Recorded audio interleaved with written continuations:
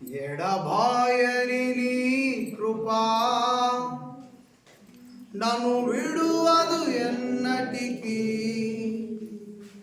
యేసయ్యా నీ ప్రేమానురాగం నన్ను ఆయురు అనుక్షణం.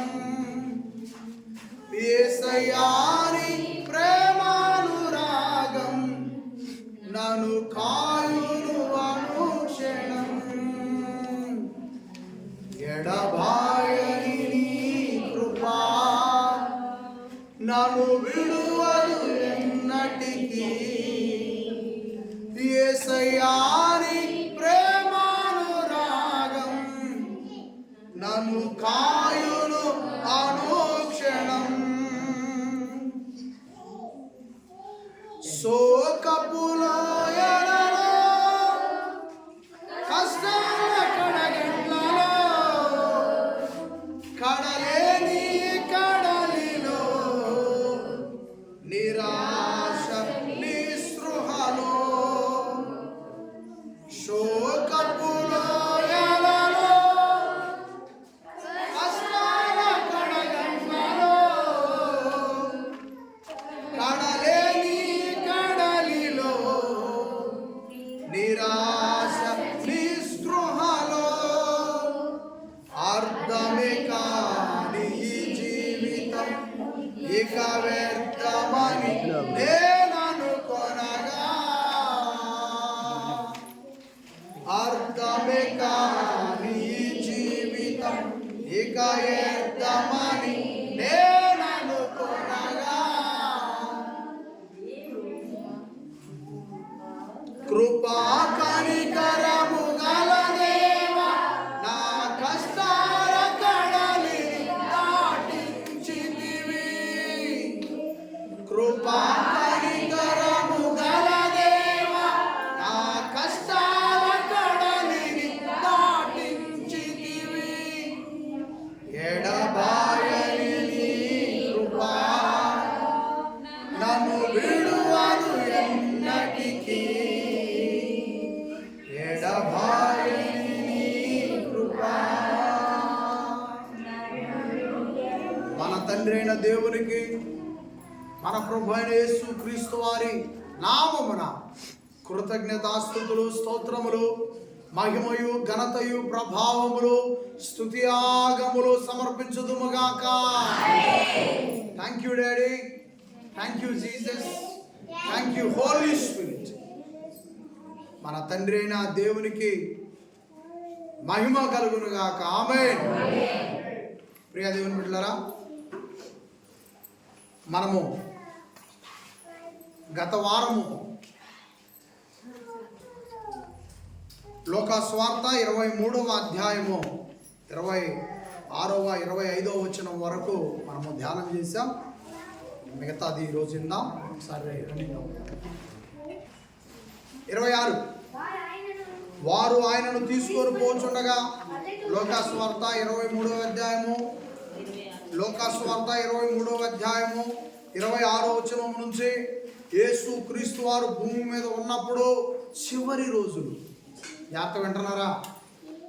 యేసు ప్రభువారు భూమి మీద ఉన్నప్పుడు చివరి రోజులు. కోటేశ్వరం గారు వాళ్ళ నాన్న 20 రోజులుగా అన్నం తినట్లేదు అని ఆమెకు సమాచారం తెలిసింది. వెంటనే అమ్మ ఒకసారి వెళ్ళి చూసి వస్తానయ్యానంటే, వెళ్ళరమ్మా చూసి రాను. ఇప్పుడు ఆయనకి ఏంటంట? ఆయనకేంటి? చివరి రోజులు. ఇప్పుడు పోయి వాళ్ళ ఇంటి చుట్టూ 100 సార్లు తిరిగిన వాళ్ళ నాన్న వస్తాడా? అంటే మీ నాన్న పేరుందమ్మా గంగయ్య గారు, కోటేశ్వరం గారు వాళ్ళ తండ్రి గంగయ్య గారికి ఈ భూమి మీద చివరి రోజులని ఏమైపోయింది. ఎక్కడో రుక్మిణ పొలంలో ఉంటే ఇక్కడ ఉన్న కూతురు బ్రతికొండంగానే ఒకసారి చూసుకోవాలని ఏం చేసింది? చివరి రోజులంటే ఇక తర్వాత కనపడే అవకాశం అది. చివరి రోజులంటే యేసు క్రీస్తు భూమి మీద, ఈ భూమి మీద ఆయన కాలు మోపి మనలా జీవిస్తున్న రోజుల్లో చివరి రోజులు. ఇంకా మీకు అర్థం కావాలంటే కొన్ని ఉదాహరణలు, సత్తాకి బిర్జీకి అర్థం తెలియాలి. సప్టాకి బిర్జీకి అర్థం తెలియాలి. పాతరకి పురికి పురి నాగేశ్వర గారు పురి తర్వాత ఇంకో భాష ఉందా? ఒడ్డులు దాచిపెట్టేది. గాదె అనే పదం సరిపోద్దా? గాదె కానీ పురి కానీ. పాతరకి పురికి గాదెకి అర్థం తెలియాలి. అలాగే ఈ భూమి మీద యేసుక్రీస్తు వారు ఉన్నప్పుడు ఆయన జీవితం ఏంటో, యేసుక్రీస్తు వారు వెళ్ళిపోయిన తర్వాత, పరలోకానికి వెళ్ళిపోయిన తర్వాత జీవితాలు మన ఏంటో అర్థం తెలియాలి మనకి. ఈ సప్తా అంటే ఏందో, బ్రిడ్జి అంటే ఏందో అర్థం తెలియకపోతే, సప్తా అంటే నీళ్ళ కాలువల దగ్గర లోలో వేస్తారు, అంటే కిందిలో వేస్తారు. సప్తా అనేది కిందిలో ఉంటుంది, బ్రిడ్జి అదే సప్తాన్ని కూల్చేసి అదే ప్లేస్లో బ్రిడ్జి వేస్తారు. అంటే నీళ్ళు ఇంకెప్పటికీ పైకి ఎక్కకుండా బ్రిడ్జి వేస్తారు. అలాగే పాత్ర అంటే నాగేశ్వర గారు చిన్నపిల్లల టైంలో పాత్రలు అంటే నేలలో గొంతు తవ్వి భూమిని తవ్వి, సంగీత గారు భూమిని తవ్వి భూమిలో దాచిపెట్టేవాడు ధాన్యాన్ని, దానికి మరమ్మతులు చేసి చుట్టూ. అంతేనా? అది పాత్ర అంటే. మనకు పాత్ర తెలియదు, మా కారులకు పాత్ర తెలియదు. మా కారు వచ్చేసరికి ఏమైంది, ఈ వరి చెత్తనే బారుకి చుట్టి దాన్ని నిలబెట్టి దానికి పేడ రాసి దానిలో అతి ఎత్తులో దాయటం, కనపడేటట్టు దాయటం ధాన్యాన్ని ప్రారంభించారు మా టైంలో. నాగేశ్వర గారు మరి సంగీతరావు గారి టైంలో భూమిలో దాచిపెట్టారు ధాన్యం. పిల్లరా, ఎప్పుడైతే నీకు సప్తాకి బ్రిడ్జికి అర్థం తెలుస్తుందో, పాత్రకి పురికి అర్థం తెలుస్తుందో, అప్పుడు వాక్యం అంటే ఏందో, వాక్యములో ఉన్నటువంటి ఆ జ్ఞానాన్ని సంపాదించుకోవటం అంటే ఏందో అర్థం తెలుస్తుంది. వాక్యం అంటే అర్థం తెలుస్తుంది, వాక్యంలో ఉన్న జ్ఞానం సంపాదించుకోవటం అంటే ఏందో అర్థం తెలుస్తుంది. అర్థం తెలుసుకోవాలి. యేసుక్రీస్తు గురించి పూర్తిగా అర్థం చేసుకోవాలి. వాక్యం సత్యవాక్యం. ఇక్కడికి వచ్చిన మనం వాక్యం కోసం వచ్చాం. వాక్యం కోసం వచ్చినటువంటి వాళ్ళు వాక్యం దారే వెళ్ళొచ్చు. సప్తా లాంటిది వాక్యం, పంపించుద్ది, ఆ దరికి నీళ్లు దాటించుద్ది. కానీ సత్యవాక్యం బ్రిడ్జి లాంటిది. సత్యవాక్యం బ్రిడ్జి నిన్ను ఇంకా ఎత్తుకు తీసుకువెళ్ళి. యేసుక్రీస్తు వారి గురించి పూర్తిగా మనం అట్లా నేర్చుకోవాలి. పూర్తిగా నేర్చుకుంటే పిల్లరా ప్రభు మనసు ఏందో మనకు అర్థమైంది. జాగ్రత్తగా వినండి, ఆలోచించండి అందరూ కూడా. యేసు ప్రభు గురించి గొప్పగా నేర్చుకోవడానికి మనము అర్థం తెలుసుకుందాం గాక. గ్రహించే ఆత్మ తండ్రి మనకు అనుగ్రహించును గాక. 26వ వచనం. వారు ఆయన వైపు వారు ఆయనను తీసుకొని పోచుండగా పల్లెటూరు నుండి వచ్చుచున్న కురేనీయుడైన సీమోను ఒకరిని పట్టుకొని యేసు వెంట సిలువను మోయుటకు అతని మీద దానిని, అది దారిని ఒక అతను వెళ్తా ఉంటే యేసు ప్రభు సిలువ గురించి తీసుకొచ్చేసాడు. వెంటనే లోకా గారు సిలువను భుజాన వేసి తీసుకొని వెళ్తా ఉంటే అతను తీసుకొని వచ్చారంట. అతని పేరేది కురేనీయుడైనా, అరే నువ్వు కూడా యేసు ప్రభు సహాయం చేద్దు కానీ రా అన్నట్టుగా పట్టుకొచ్చారు. దాని గురించి 26వ వచనం మనకు వివరం చెప్తుంది. 27 గొప్ప జన సమూహమును ఆయనను గూర్చి రమ్ము కొట్టుకొనుచు దుఃఖించుచున్న చాలా మంది స్త్రీలను ఆయనను, ఎంతమంది ఉన్నారంట? చాలా మంది స్త్రీలు. చాలా మంది స్త్రీలు యేసు ప్రభు వెంట వెళుతున్నట్లుగా ఇక్కడ లోకా గారు వివరిస్తున్నారు. రమ్ము కొట్టుకొనుచు ఏడుస్తున్నట్లుగా మనము చూస్తున్నాం. ప్రియులరా, అప్పుడు యేసు ప్రభు వారు ఏమన్నాడు? యేసు వారి వైపు తిరిగి యెరూషలేము కుమార్తెలారా నా నిమిత్తము ఏడవకుడి. ఏమండి జాగ్రత్తగా వినాలి. యేసు ప్రభు చివరి టైంలో కూడా మన గురించి, మన కుటుంబాల గురించి ఆయన ఆలోచిస్తాం. యేసు ప్రభు చివరి రోజుల్లో కూడా తన గురించి కానీ, తన మీదకు మోపిన సిలువ మరణం గురించి కానీ బాధపడలేదు. చివరిగా చనిపోతున్నానన్న సంగతి యేసు ప్రభువుకి తెలిసి కూడా ఏమంటున్నాడు? నా నిమిత్తము ఏడవకుడి, మీ నిమిత్తము, మీ పిల్లల నిమిత్తము. అది ఎందుకంటే మీ కుటుంబానికి నష్టం తెచ్చుకునేది మీరే. మీ కుటుంబానికి నష్టం తెచ్చేది పిల్లలే.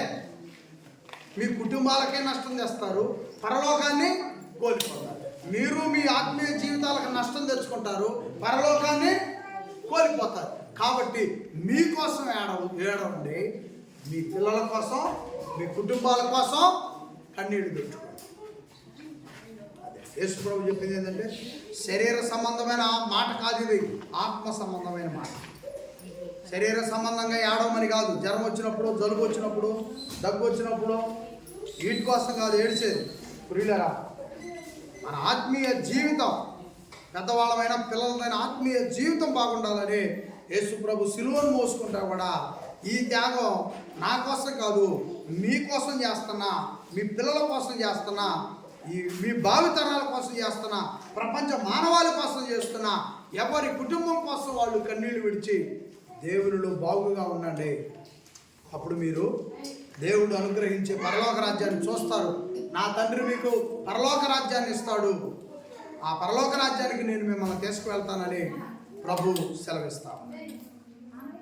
ఏమండి 29వ వచనం, ఇదిగో గొడ్రాలును కనని గర్భమును పాలిని స్తన్యములను ధన్యములైనవని చెప్పు దినములు. ఇక్కడ మీరు వింటున్నారా? యేసు ప్రభు పలికిన మాట ఏమంటున్నాడు? గొడ్రాలును కనని గర్భఫలమును పాలిని స్తన్యములు ధన్యములని చెప్పు దినములు. ఎందుకు ఈ మాట అన్నాడు? ఎందుకు ఈ మాట అన్నాడు అంటే ప్రియులరా, గొడ్రాలే దండిరాలు అని అంటున్నాడు ఇక్కడ. అలాంటి దినాలు వస్తాయి అంటున్నాడు. గొడ్రాలు ఎందుకు దండిరాలు? కనన గర్భం ఎందుకు ధన్యమైంది? పాలు స్తన్యములు అంటే ఆమె బిడ్డకు జన్మనివ్వకపోతే పాలు ఉండవు కదా, ఆ జీవితం ఎందుకు ధన్యమైంది? అసలు అందరూ కూడా బిడ్డలో జన్మనివ్వాలి, ఆ తల్లి గొప్పదంటారు. పాలిచ్చి పెంచి మా అమ్మ నన్ను గొప్పని చేసిందని పిల్లలు అంటారు. గర్భవతి అయి బిడ్డనిస్తేనేమో అత్తమామలు మా వాళ్ళ దండిరాలంటారు. పాలిచ్చి పెద్ద చేస్తేనేమో పెద్ద అయిన పిల్లలు మా అమ్మ నాకు పాలిచ్చి పెంచి నన్ను పెద్ద చేశారు, మా తల్లిదండ్రులు గొప్ప. మరి యేసు ప్రభు చెప్పేది ఏంటి? అసలు గొడ్రాలు ఏమైందంట? ధన్యరాలు. గొడ్రాలే ధన్యరాలే. ఎందుకో తెలుసా? ఈ మాట ఎందుకు వాడాడు? ఈ మాట ఎందుకు వాడాడంటే ముందు మాట మనం జ్ఞాపకం చేసుకోవాలి. ముందు మాట మనం జ్ఞాపకం చేసుకుంటే ఈ మాట అర్థం తెలుస్తుంది. ఏంటంట? మీకోసం, మీ కుటుంబం, మీ పిల్లల కోసం.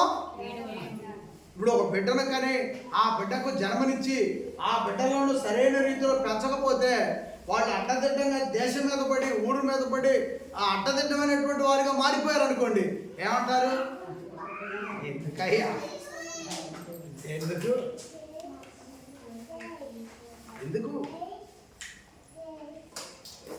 ఏదో సామెత కూడా ఉంది, సామెతలు అవి వాడకూడదులే. కాబట్టి ప్రియులరా,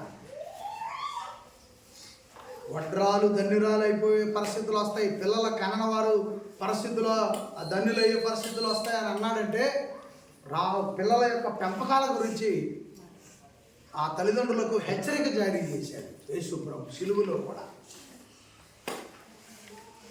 పిల్లలకు జన్మనిచ్చి పెద్దవాళ్ళని చేయటం, పెద్దవాళ్ళని చేస్తూ వాళ్ళు ఏం చేయాలంటే దేవుని వారిగా చేయాలి. ఆడపిల్లలైనా మగపిల్లలైనా దేవుని వారిగా చేయాలి. చాలామంది ఆడపిల్లలకు బాప్తిస్తాలు ఇట్లా. ఎందుకంటే ఏమైందో, మా అమ్మాయి బ్రతుకు ఏమైందో, ఏ ఇంటికి పోయిందో, అక్కడ ఏమేం చేయాల్సి వచ్చుద్దో అంటే విశ్వాసం లేదు. నా బిడ్డకు బాప్తిసం ఇప్పిస్తే నా బిడ్డ జీవితం క్రీస్తులో ఉంటుంది, అసలు దేవుడే నా బిడ్డ జీవితం చూసుకుంటాడు. ఆ వివాహం విషయంలో కూడా కూడా అనేది రావట్లా, ధైర్యం రావట్లా. అలాగనే ఉంచుకుంటున్నారు కానీ పిల్లల్ని బాప్తిస్మం వైపు తీసుకురావడానికి ధైర్యం రావట్లేదు.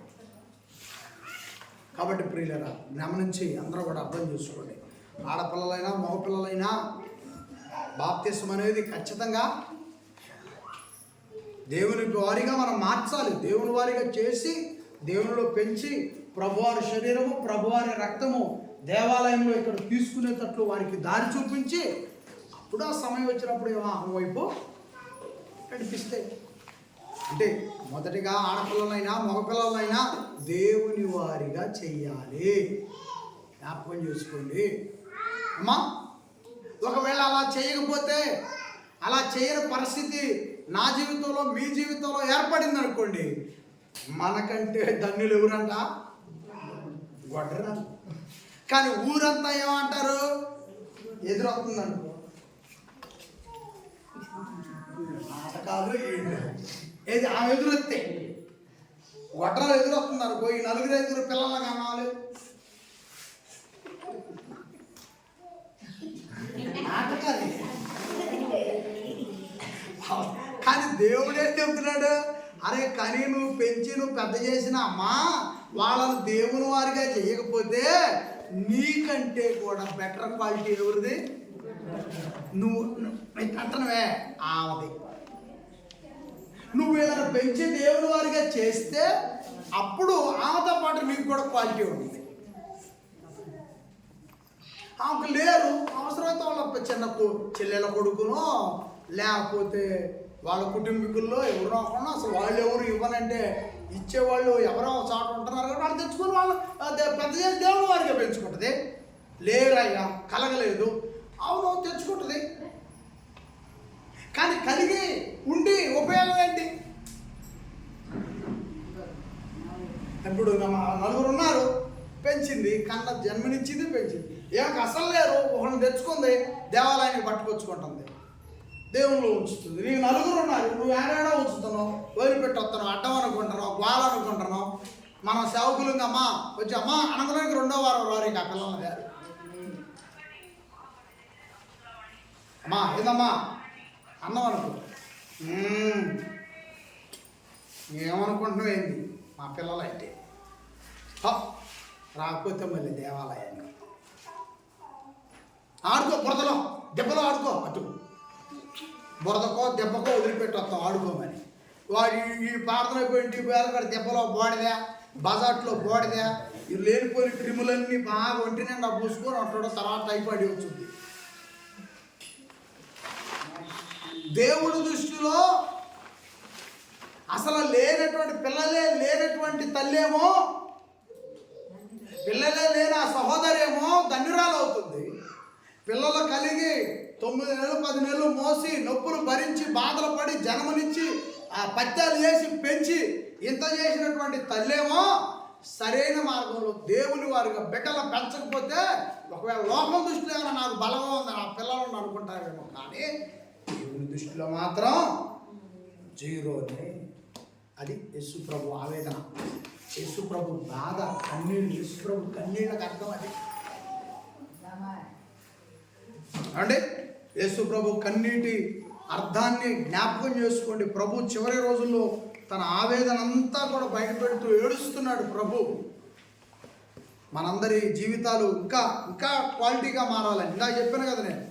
ఏంటండి మారి వచ్చిన వాళ్ళకైనా ఇవన్నీ చెప్పేది, మేము బాప్తిసం తీసుకున్న వాళ్ళకైనా ఇవన్నీ చెప్పేది, రక్షణ పొందుకున్న వాళ్ళకైనా ఇవన్నీ చెప్పేది అంటే, అవును ఏ పండే పొలానికే కదా, పండే పొలం నుంచే కదా నువ్వు ఫలితం తీయాలి.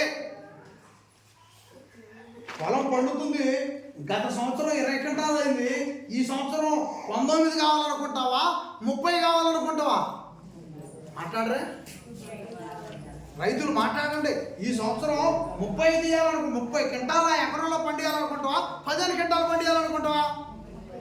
30 క్వింటాలు పండియాలనుకుంటూ ఇంకా సాధ్యమైతే 40-50 దాకా కూడా పోవాలనుకుంటాం. అలాగే ప్రియులరా, మారు మనసు పొంది బాప్తిసం తీసుకొని ప్రభు శరీర రక్తం తీసుకుంటున్నటువంటి మనలోనే ఇంకా నాలో నీలో క్వాలిటీ కావాలనుకుంటున్నాడు. ఇంకా ఫలించాలనుకుంటున్నాడు. మన తర్వాత ఉన్న పిల్లలు కూడా ఫలించాలని యేసు ప్రభు ముందుగానే ఆయన, ఎందుకంటే మరి మనతో పాటు ఉండడు కదండి, ఆయన పరలోకానికి వెళ్ళిపోతున్నాడు కదా, ఇంకా ఆయన భూమి మీద నోరు తెరిచి చెప్పే అవకాశం లేదు కదా. అందుకని చివరి రోజుల్లో ఆయనలో ఉన్నటువంటి బాధ, ఆవేదన అంతా కూడా మాట్లాడటం ప్రారంభం అండి. ఆయన క్రీస్తు వారి బాధను అర్థం చేసుకున్న పెద్దవాళ్ళుగా ఇక్కడ కూర్చున్నటువంటి దేవుని వాక్యం వింటున్న మనమంతా యేసు వారి బాధను అర్థం చేసుకొని మనము దేవుని వారిగా ఉంటూ పిల్లలను కూడా దేవుని వారిగా పెంచుదుముగాక. యేసు ప్రభు ఆశ, కోరిక మనం నెరవేర్చుదుముగాక. అవును ప్రియుల, తర్వాత వచ్చినానికి వెళ్దాం. 30 వచనం.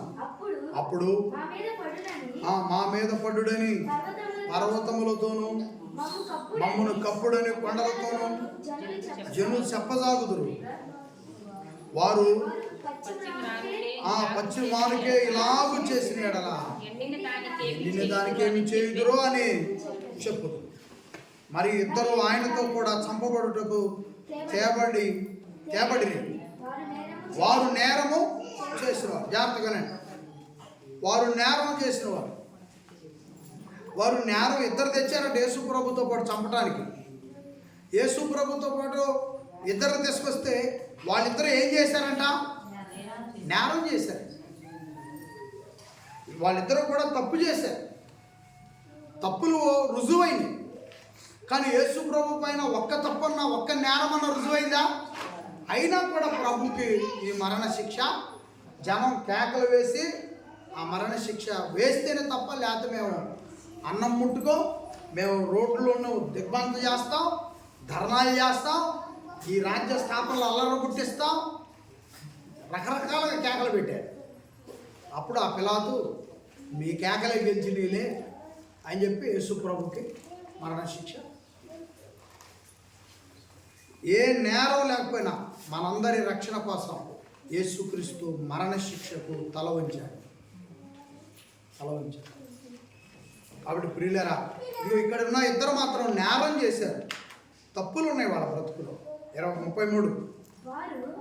వారు కపాల అనబడిన స్థలమునకు వచ్చినప్పుడు అక్కడ కుడివైపున ఒకరిని, ఎడమవైపు ఒకరిని, ఆ నేరస్తులలో యేసు ప్రభుతో కూడా సిలువేశారు. జాగ్రత్తగానండి. కపాల అన్న దగ్గర ఒకటి ఉందా?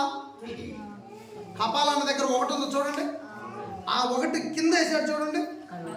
ఏమనుంది? కల్వరి. కల్వరికి అర్థం చెప్పండి. ఇప్పుడు కల్వరికి అర్థం చెప్పండి. ఎవరో చెప్తున్నారు. కపాల అంటే మనుషులను చంపే స్థలం. మనుషులను చంపే స్థలం. కపాల అంటే పొర్రెలు.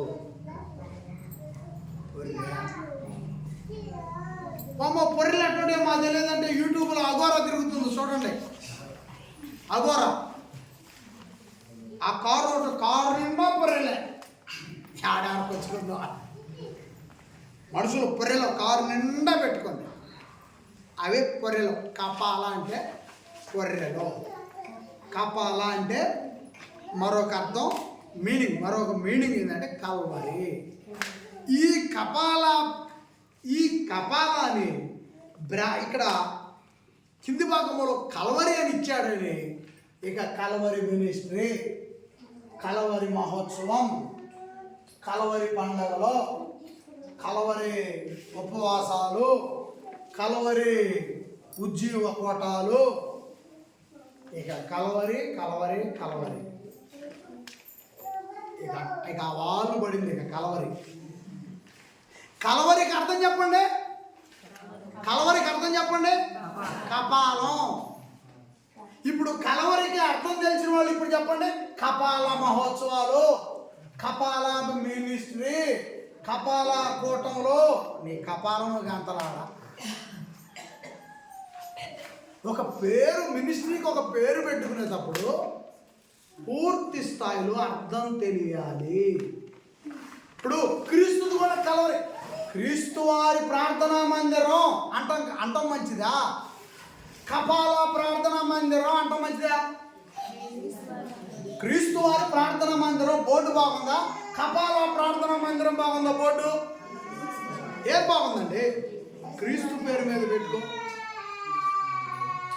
యేసు క్రీస్తు పేరు మీద పెట్టుకో. 100 పేర్లు పెట్టుకో ఒకవేళ నువ్వు పెట్టుకోవాలనిపిస్తే. బైబిల్లో ఒకే ఒక పేరు ఉంది, ఒకే ఒక పేరు, క్రీస్తు వారి సంఘం. ఒకే ఒక పేరు. ఆ అద్భుతమైనటువంటి పేరుని పక్కగా తీసేసి ఇక కపాల కపాల, కలవరి కలవరి, కపాల కపాల. పిల్లరా, అలాంటి పేర్లు యూట్యూబ్లో కోపల్లగా ఉన్నాయి. స్వీకరించబాకండి, మనసులో తీసుకోబాకండి. పూర్తి అర్థం తెలియాలి. అదే నేను ఇందాక చెప్పింది, సప్తా వేరు, బిర్జి వేరు. సప్తా అంటే అవసరమైతే వాళ్ళ ముమ్మరంగా వచ్చినప్పుడు మనుషులను ఆదరికి ఇద్దరికి దాటనివ్వకుండా ఏం చేస్తాయి? ఆపేస్తాయి. ఒకవేళ నాలాంటి మూర్ఖుడు ఏదైనా జరగడ్డాడు అనుకోండి, ఆ వాగులో ఏమైపోతాడు? అదే బ్రిడ్జి ఎక్కామనుకోండి, నీళ్లు ఆపం, నీ ప్రయాణం ఆగదు. బ్రిడ్జి ఎక్కితే అవతలకి వెళ్ళిపోతాం. అలాగే క్రైస్తవులుగా అర్థం తెలుసుకోవాలి. కపాల పేరు ఎందుకండి మనకి? ఈ కింద కలవరి ఉందని కలవరికి అర్థం ఏంటి మరి? కలవరికి అర్థమే కపాల. కాబట్టి మనకి కపాలాన్ని పెట్టుకోవాల్సిన అవసరం ఉందా? యేసు ప్రభు విలువైన పేరు వదిలి పెట్టుకొని కపాలాన్ని పేరు పెట్టుకోవాలా మందిరానికి? అవసరం లేదు, అవసరం లేదు. అద్భుతమైన విలువైన పేరు ఉంది. రోమపత్రిక 16వ అధ్యాయం చెప్పండి, పేపర్. రోమపత్రిక 16వ అధ్యాయము. ఆ పేరు కూడా ఒకసారి జ్ఞాపకం చేసుకుందాం. రోమపత్రిక 16 వచనం 2వ లైన్ చదవమ్మా. 2వ లైన్ అంటే తర్వాత, క్రీస్తు సంఘములన్నీ మీకు వందనములు చెప్పుచున్నవి. ఆమేన్ చెప్పండి. క్రీస్తు సంఘం ఏంటంటే క్రీస్తు సంఘం. మనమంతా ఇప్పుడు అక్కడే ఉన్నాం. మనము కపాల కలవరిలో లేవు, మనం కపాలలో లేము. కపాలం అంటే పొర్రె సంఘంలో లేవు. కపాల అంటే చంపే స్థలంలో లేవు. మనం రక్షింపబడ్డ జీవము కలిగిన యేసు క్రీస్తు వారు మనకు ఏర్పాటు చేసినటువంటి సంఘంలో ఉన్నాం. జీవము కలిగిన సంఘంలో ఉన్నాం. మనము కపాలలో లేము, కలవరిలో లేము, లేకపోతే నేరస్తుల్ని మరణ శిక్ష వేసే కాడ మనం లేము. దయచేసి గమనించండి, అర్థాలు తెలుసుకోండి. ఏ పేరుకి ఎలాంటి అర్థాలు వస్తాయో తెలుసుకోండి. ఏమా మంచి పేరు ఉంది బైబిల్లో, మంచి పేరు ఉంది. మన తండ్రికి మంచి పేర్లు ఉన్నాయి. అందుకే మన తండ్రి సైన్యములకు అధిపతి. చెప్పండి, ఆమె చెప్పండి. యేసు క్రీస్తు క్రైస్ట్ చర్చ్, యేసు క్రీస్తు వారి ఈ క్రీస్తు వారి సంఘానికి ఆదరణకర్త పరిశుద్ధాత్మ వారు. లైన్ అది 50 గంటలు పండమంటి పండుద్ది. నువ్వు వ్యవసాయం చేసే విధానం తెలిస్తే, వ్యవసాయం చేసే మొక్కకి ఎప్పుడు ఎలాంటి ఏది ఇవ్వాలో తెలుసుకుంటే, అవతలోడికి 10 గంటలు 15 గంటలు కాని పొలం నువ్వు సరైన జ్ఞానంతో వ్యవసాయం చేస్తే నీకు 15 30 గంటలు అవుతాయి. అలాగే పరలోకం చేరాలంటే బైబిల్ గ్రంథంలో ఉన్న జ్ఞానం యొక్క అర్థం, వాక్యం యొక్క భావం తెలియాలి. ఇవి తెలుసుకోకుండా పరలోకాన్ని ఇచ్చేస్తాడు, ఆహ్వానిస్తున్నాడు. 2 చేతులు క్యాలెండర్లు వేస్తారు, ఇట్లా బ్యానర్లు వేస్తారు, యేసుప్రభు ఇట్లా ఆహ్వానిస్తున్నట్టుగా.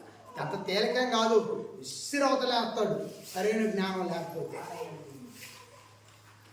కాబట్టి వ్యవసాయంలో ఎంత అనుభవం ఉండాలో, గొర్రె మేకలను భద్రం చేసేటప్పుడు ఎంత అనుభవం, ఎంత మెలకువ ఉండాలో, దేవుని వాక్యంలో కూడా అంతే మెలకువ అనుభవం ఉండాలి.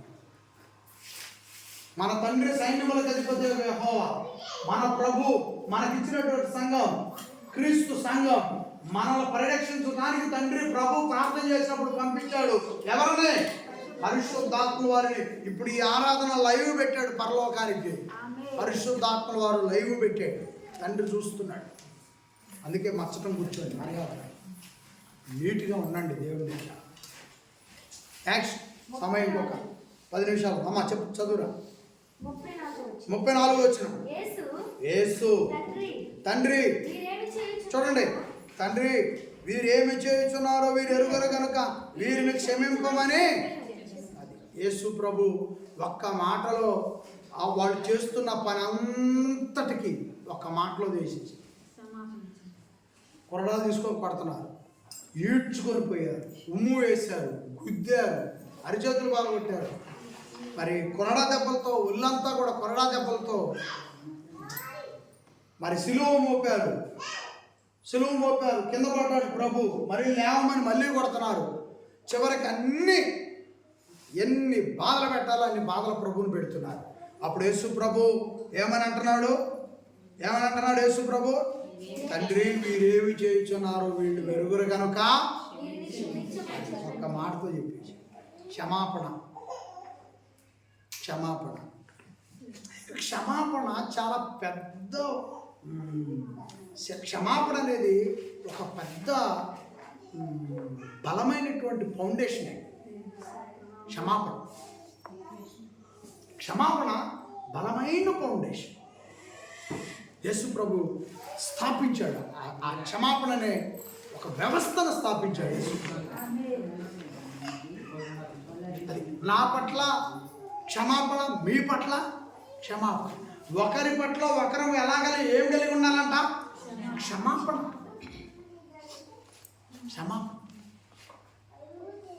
ప్రభు చెప్పిన మాట ఏంటంటే,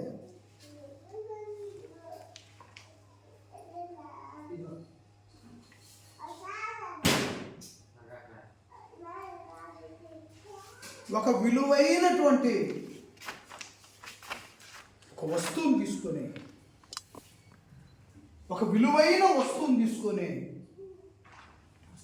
ఒక క్రైస్తవుడు దేవాలయానికి బయలుదేరి కానుకగా ఇవ్వటానికి. ఆదివారం విలువైనటువంటి ఈ కానుక దేవునికి ఇవ్వాలని అనుకున్నాడు. ఈలోగా ఏం జరిగిందంటే, ఆదివారం రావాలంటే శనివారం దాటుకోవాలి కదా, శుక్రవారం దాటుకోవాలి కదా, గురువారం దాటుకోవాలా లేదా? ఈ లోపల చేనికాడనో పొలం కాడనో మరో సహోదరుడితో గొడవైంది. ఇక అయిపోయింది ఆ గొడవ. ఇక ఆదివారం వీళ్ళు కానుక తీసుకొని రావాలని ఉన్నారు. ఈ కానుక తీసుకొని రావాలనుకున్న వ్యక్తురాలకి యేసు ప్రభు ఇచ్చిన స్టేట్మెంట్ ఏంటంటే, ముందు నీ విలువైంది ఏంటంటే, ఇంకా వేలల్లో ఉండొచ్చు, ఇంకా పై స్థాయిలో ఉండొచ్చు, అది ఎంతైనా సరే. ముందు ప్రభు ఇచ్చిన స్టేట్మెంట్ ఏంది? ఈ వ్యక్తికి కానుక రావాలనుకుంటున్నాడు. ఆదివారం గురువారం ఏమో గొడవైంది. కానీ ప్రభు ఇస్తున్న స్టేట్మెంట్ ఏంటంటే, ఈ కానుకను తీసుకొని దేవాలయానికి వెళ్ళే ముందుగా నువ్వు ఏ సహోదరుడితో అయితే గొడవ పడ్డావో ఆ సహోదరుడితో సమాధానపడు. ఇది అసలు అర్పణ, అసలు కానుక ఇది చేసి నీ సహోదరుడితో నువ్వు సమాధానపడి, నీ సహోదరితో నువ్వు సమాధానపడి, అప్పుడు నీ విలువైన అర్పణను పట్టుకొని అప్పుడు దేవాలయానికి రా. ఆ కానుక సువాసన కలిగిన ధూపమైంది. ఆమె చెప్పండి. అదండి ప్రభు. క్షమాపణ అనే వ్యవస్థ ఈ ప్రపంచంలోనికి తీసుకొచ్చాడండి యేసు ప్రభు. అప్పుడు ఏమవుతుందంటే, గొడవ పడి మొహబంధంగా ఉంటున్నటువంటి సహోదరుడు అయినా సరే సమాధానం పడతాడు.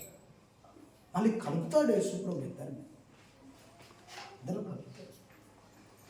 యేసు ప్రభు చెప్పిన ఈ మాట కానీ ప్రపంచంలో ఉన్న లేదా మన పరిసర ప్రాంతాల్లో ఉన్నటువంటి సహోదరులు సహోదరీమణులు కానీ యేసుప్రభు చెప్పిన మాట కానీ పూర్తిగా హృదయంలో తీసుకుంటే ఆ పల్నాడు ఇనుకొండలో హత్య జరిగింది. మీకు జ్ఞాపకం ఉందా? నడి రోడ్డు మీద ఇద్దరు ముస్లిం సోదరులే, వాళ్ళకి ఎప్పటి నుంచి పాత గొడవలు ఉన్నాయో. ఆ మధ్యకాలంలో ఇతను కత్తి ఒకటి తీసుకొని వచ్చి పనిచేస్తూ ఉద్యోగంలో నుంచి వస్తున్న వ్యక్తిను ఏమో వీడియో కూడా ఉంది నా దగ్గర. నడి రోడ్డు మీద న్యూస్లో, పేపర్లో, యూట్యూబ్ టీవీలో కూడా వచ్చింది. ఏం చేశాడు? నరికేశాడు. యేసు ప్రభు క్షమాపణగానే వారు పంచుకుంటే ఇప్పుడు అతని భార్య ఈరోజు విధవరాలుగా కూర్చుంటుందా? ఇంట్లో కూర్చోదు కదా. ఇద్దరు యవనస్తులండి, ఫస్ట్ క్లాస్ అయిన యవనస్తులండి. క్షమాపణ లేదు, తీసుకోవట్లేదండి ప్రజలు. పల్లెటూరు దగ్గర నుంచి పట్టణాల వరకు, పట్టణాల దగ్గర నుంచి దేశ స్థాయి వరకు కూడా క్షమాపణలు అనేవి పనిచేయట్లేదు. అంతే కదండి.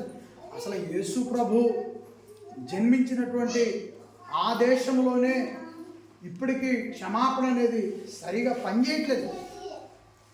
ఇప్పుడు ఇజ్రాయేలీలోనికి వచ్చి ఈ హమాస్ అనే గ్రూపు ఒక 200 మందిని చంపేశారు. వాళ్ళు చేసిన తప్పే. కానీ వాళ్ళు చంపి వెళ్ళిపోయిన తర్వాత ఇజ్రాయేలీల సైన్యం విధ్వంసకరమైనటువంటి యుద్ధం ప్రారంభించింది. ఇప్పుడు ఆపలేదండి. అదేమంటే మా దేశంలోకి వచ్చి మా వాళ్ళను చంపి మా వాళ్ళను బందీలుగా పట్టుకోపోయారు, మేము క్షమించాం అని మూల్యం చెల్లిస్తాం. అందరూ జోలిపోము, వాళ్ళు ఉగ్రవాదులుగా ఉన్నారు, అందుకే వాళ్ళ జోలే పోతాం. యేసు పుట్టినటువంటి ఆ దేశంలో వెళ్ళారా? అదే ఎందుకు వాళ్ళు ఇంకా అలాంటి స్వభావం కలిగి ఉన్నారు? వీళ్ళైనా వాళ్ళైనా ఎందుకు అలాంటి పరిస్థితులు ఎదుర్కొంటున్నారంటే వీళ్ళ జీవితంలో మొదట ఇజ్రాయెల్ని కదిలించుకున్న ఆ హమాస్ అనేటువంటి గ్రూప్లో ఉన్న వారి జీవితంలో యేసు ప్రభు లేడు. మా దేశంలోకి వచ్చి మా జోలు వస్తారా, మీ సంగతి చూస్తామన్న ఇజ్రాయేలీల జీవితంలో కూడా యేసు ప్రభు లేడు. ఇంకా బాగా చెప్పాలంటే యేసు ప్రభు మినహాయిస్తే యేసు ప్రభు ఒక్కడిని మనము మన జీవితంలో తీసుకున్నాం. మిగతా వాళ్ళు ఇజ్రాయేలీలు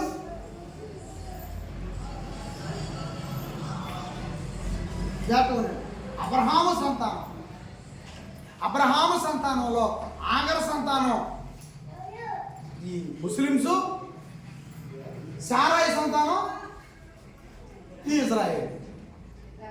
వాస్తవం చెప్పాలంటే అబ్రహాము సంతానంలోనే ఈ ఆగర్ పిల్లలకి యేసు ప్రభు లేడు, ఈ శారా పిల్లలకి యేసు ప్రభు లేడు. ఇద్దరు అబ్రహాము సంతానమే. ఇప్పుడు కొట్టుకుంటుంది, చంపుకుంటుంది కూడా వాళ్ళిద్దరే. కారణం ఏంటి? వాళ్ళిద్దరి జీవితాలలో ఎవరు లేరు? క్షమాపణను ప్రారంభించిన యేసు లేడు. అందుకే వాళ్ళు రగిలిపోతున్నారు. మనకు కూడా కొన్ని సందర్భాల్లో మనకు కూడా ఏదైనా కావాలని కొంచెం ఎవరైనా వస్తే మనం కూడా బాధపడుతున్నాం. యేసును కలిగి ఉన్న మనం కూడా మనది ఏదైనా పోగొట్టుకుంటే, మనకేదైనా కష్టం వస్తే మనం కూడా కొన్నిసార్లు పడిపోతున్నాం వాతావరణాన్ని. అయినప్పటికీ మనం ఏం చేస్తామో తెలుసా? ఇంకా మరుసటి రోజుకైనా క్షమిస్తాం, ఇంకా వారానికైనా క్షమిస్తాం, నెలకైనా మనం నష్టపోయినా సరే క్షమిస్తాం. ఎందుకంటే మనకు దేవుడి దీవెన కావాలి. కానీ వీళ్ళిద్దరు మాత్రం ఆగర్ సంతానం, శారా సంతానం, ఆగర్ సంతానం మాత్రం యేసు ప్రభుని వాళ్ళ జీవితాల్లోకి అందరు కాదండి, ఒక 75% స్వీకరించట్లేదు యేసు ప్రభు. 25% వాళ్ళు వీళ్ళు స్వీకరిస్తున్నారు. వాళ్ళు హాయిగానే జీవిస్తున్నారు. కాబట్టి ప్రియులరా, మన పల్లెటూరుల నుంచి, పట్టణాల నుంచి, దేశ విదేశాల వరకు యేసుక్రీస్తు లేకపోవటం వలన చాలా నష్టాలు, ప్రాణ నష్టాలు, ఆస్తి నష్టాలు ఘోరంగా జరుగుతున్నాయి ప్రేమ. కానీ యేసు ప్రభు ఏమన్నాడు? తండ్రి వీడు ఏమి చేయించున్నారు వీరు వెరుగురు కనుక ఏమన్నాడు? ఒక్క మాట ప్రపంచాన్ని ఎంత శాంతిగా ఉంచుతుంది. కాబట్టి దయచేసి ప్రియులరా, అందరూ కూడా శాంతిని కోరుకోవాలి. మనం మన చుట్టూ మన ఇళ్ళ వాళ్ళు ఉన్నారు, రకరకాల ప్రయోగాలు చేస్తారు. నీళ్లు పోకుండా కట్టేస్తారు కాలువకే. ఇవన్నీ నేను చెప్పే కాదు, నేను కొంచెం చెప్పకూడదు. పారే నీళ్ళకి అడ్డు కట్టేస్తాం. మరి ఎందుకు గవర్నమెంట్ వాళ్ళు మరి సరైన పని చేయాలి? మరి గవర్నమెంట్ వాళ్ళు సరైన పని చేసి కాలువలు తీసి గ్రామాన్ని గ్రామంగా ఉంచితే ఈ ఇళ్ళంటిళ్ళు కొట్టుకోకుండా ఉంటారు. మరి వాళ్ళు చేయాల్సిన పని వాళ్ళు చేసి సక్రంగా ఒడ్డు పట్టిస్తే బాగుంటుంది అని వాళ్ళు కొన్ని చర్యలు తీసుకోకపోవటం వల్ల ఏమవుతుంది, ఈ నీళ్లు పోకుండా ఆమె కట్టారు, ఆ నీళ్ళు పోకుండా ఇంకా సమాధానం.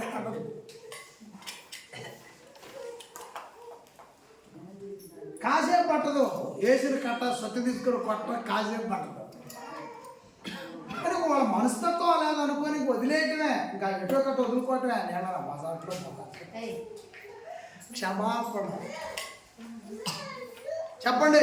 ఇంటి పక్కన ఇల్లు కావ మీద కట్టే బ్రిడ్జీలు కాడి నుంచి కాలువ మీద ఏం కడుతున్నారు? నీళ్లు పోకుండా బ్రిడ్జీలు కడుతున్నారు. బ్రిడ్జీలు నీళ్లు పోవడానికి కడతారు, కానీ నీళ్ళు ఎందుకు కడుతున్నారు? అసలు నీళ్ళు ఆగటానికి కడుతున్నారు, ప్రాజెక్టులు కడుతున్నారు కాలువ మీద. అలాంటి వ్యక్తుల కాడి నుంచి మనం నేర్చుకోవాల్సింది ఏంటంటే క్షమాపణ. క్షమాపణ యేసు ప్రభు చెప్పాడు కాబట్టి ఆయన మాట గౌరవించాను. నేనైతే క్షమాపణ లేని వ్యక్తిని. నాకు కోపం బాధ అన్నీ ఉంటాయి. కాబట్టి నాలాంటి వాడి కోసం మీరు ప్రార్థన చేయండి. ఇదిగో ప్రభు చెప్పిన ఈ మాట కోసం నేను మారాలి, నాలో మార్పు రావాలి. మీరందరూ మంచోళ్ళు అనేది నా ఉద్దేశం. నేను నా కోసం ప్రార్థన, మీరందరూ ప్రభు చెప్పిన మాటను పాటిస్తున్నారనేది నా ఉద్దేశం. నేనైతే చాలా వరకు తక్కువగానే ఉన్నా, క్లారిటీగా చెప్తాను. నేను 100% ఈ మాటలో న్యాయంగా లేను.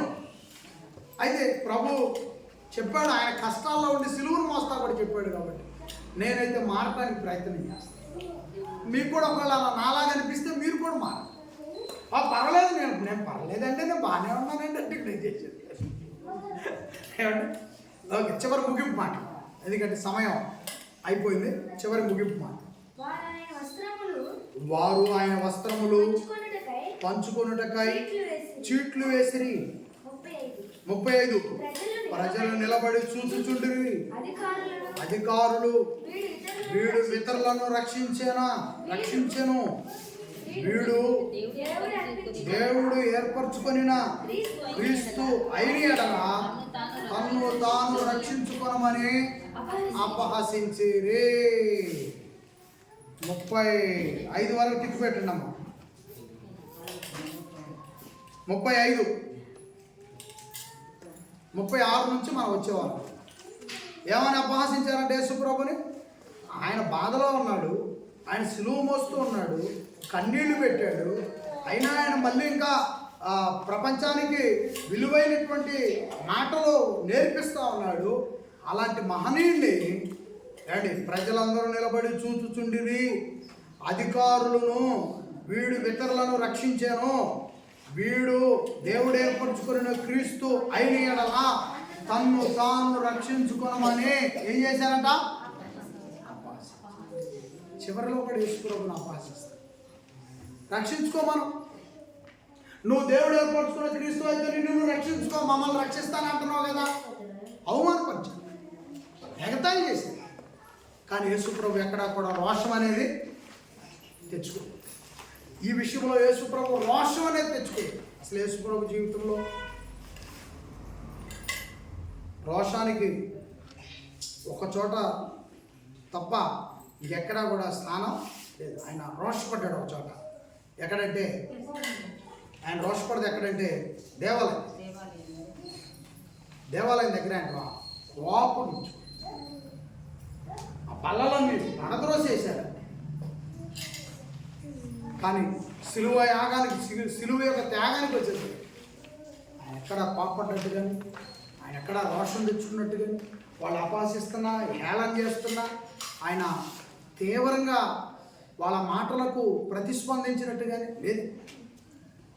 కాబట్టి యేసు ప్రభు సిలువ యొక్క విలువైనటువంటి ప్రయాణం, సిలువ త్యాగం నా జీవితంలో చాలా విషయాలు నేర్పిస్తాం. మీరు కూడా నేర్చుకొని మన జీవితంలో అవి అమలు చేసి దేవునికి ఇష్టలుగా మనం తండ్రి దయ, ప్రభు కృప, ఆత్మ సహాయం మనందరికీ తోడుగా ఉండనుగా. ఆమేన్. ప్రార్థన చేసి మిక్కిలి కృపయు కనికరము కలిగిన మా తండ్రి, మీ ప్రియ కుమారుని మా రక్షణ కొరకై పంపిస్తే తండ్రి ఈ లోకంలో ఉన్న మానవాళి దేవా ఎంతగానో తండ్రి అవమానపరిచి, బాధ పెట్టి, అపహసించి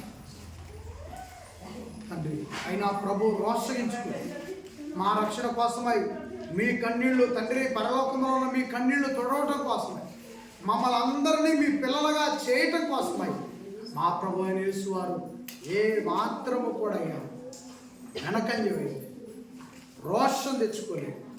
వాళ్ళు అవమానపరుస్తున్న ఓపిక ఉన్నారు.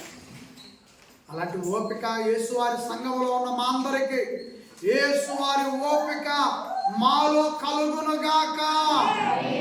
యేసుక్రీస్తు ఓపికను మేము ధరించుకుందుముగాక. తండ్రి అనేక మంది రక్షణ పడాలంటే మేము ఓపిక కలిగి ఉండాలి.